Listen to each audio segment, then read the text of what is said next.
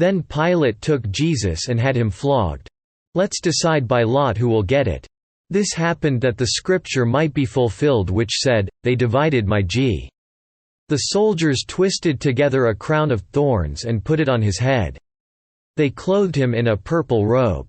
And went up to him again and again, saying, Hail, King of the Jews! And they struck him in the face.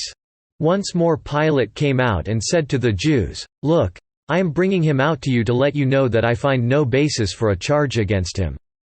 When Jesus came out wearing the crown of thorns and the purple robe, Pilate said to them, Here is the man.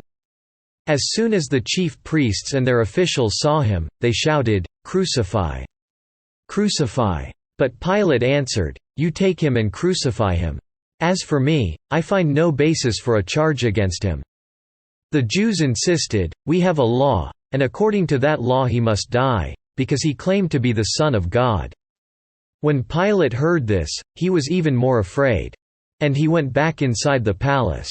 Where do you come from? He asked Jesus, but Jesus gave him no answer. Do you refuse to speak to me? Pilate said. Don't you realize I have power either to free you or to crucify you?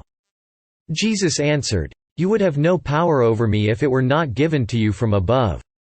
Therefore the one who handed me over to you is guilty of a greater sin.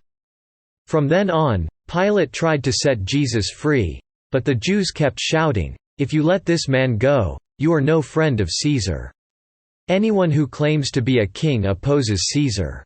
When Pilate heard this, he brought Jesus out and sat down on the judge's seat at a place known as the stone pavement, which in Aramaic is Gabbatha.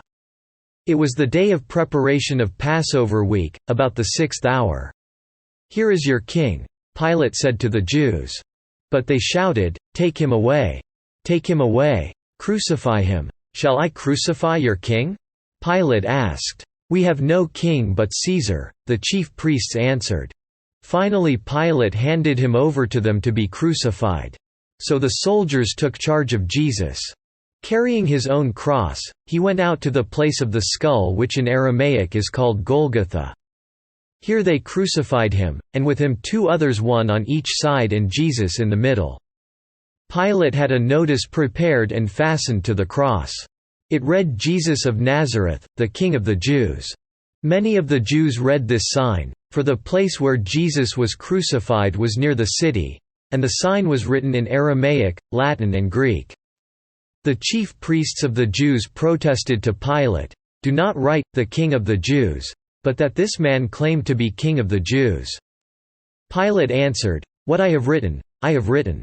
When the soldiers crucified Jesus, they took his clothes, dividing them into 4 shares, one for each of them, with the undergarment remaining. This garment was seamless, woven in one piece from top to bottom. Let's not tear it, they said to one another. Let's decide by lot who will get it. This happened that the scripture might be fulfilled, which said, They divided my garments among them and cast lots for my clothing. So this is what the soldiers did. Near the cross of Jesus stood his mother's sister, Mary the wife of Clopas, and Mary Magdalene. When Jesus saw his mother there, and the disciple whom he loved standing nearby, he said to his mother, Dear woman, here is your son. And to the disciple, Here is your mother. From that time on, this disciple took her into his home. Later, knowing that all was now completed, and so that the scripture would be fulfilled, Jesus said, I am thirsty. A jar of wine vinegar was there, so they soaked a sponge in it, put the sponge on a stalk of the hyssop plant, and lifted it to Jesus' lips. When he had received the drink, Jesus said, It is finished. With that, he bowed his head and gave up his spirit. Now it was the day of preparation, and the next day was to be a special Sabbath. Because the Jews did not want the bodies left on the crosses during the Sabbath, they asked Pilate to have the legs broken and the bodies taken down. The soldiers therefore came and broke the legs of the first man who had been crucified with Jesus, and then those of the other. But when they came to Jesus and found that he was already dead, they did not break his legs. Instead, one of the soldiers pierced Jesus' side with a spear, bringing a sudden flow of blood and water. The man who saw it has given testimony, and his testimony is true. He knows that he tells the truth, and he testifies so that you also may believe. These things happen so that the scripture would be fulfilled, not one of his bones will be broken. And, as another scripture says, they will look on the one they have pierced. Later, Joseph of Arimathea asked Pilate for the body of Jesus. Now Joseph was a disciple of Jesus, but secretly because he feared the Jews. With Pilate's permission, he came and took the body away. He was accompanied by Nicodemus, the man who earlier had visited Jesus at night. Nicodemus brought a mixture of myrrh and aloes, about 75 pounds. Taking Jesus' body, the two of them wrapped it, with the spices, in strips of linen.